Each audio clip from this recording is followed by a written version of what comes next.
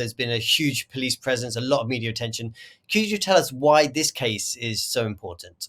This is important because Jimmy Lai is probably Hong Kong's most prominent and famous political prisoner. He is the editor and founder of the Apple Daily, and he's being prosecuted for tweets, for comments that he's given in media interviews, for collusion with foreign forces under the national security law. And he could potentially face life in prison. There are 3 counts of foreign collusion and 1 count of sedition. So I think all eyes are in Hong Kong to see how this case will be prosecuted. What does this case and this trial say about the current state of freedom in Hong Kong at the moment?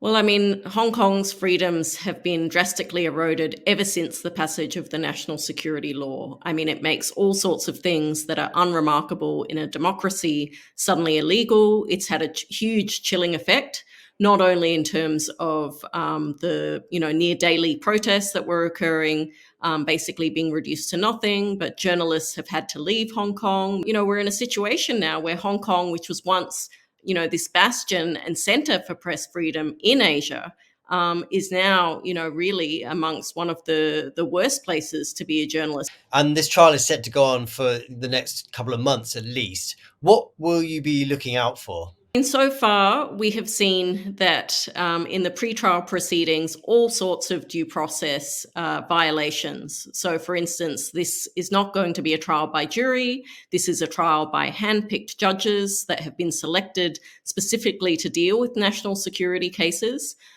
We know that in these trials, so far under the national security law, there has been a 100% conviction rate.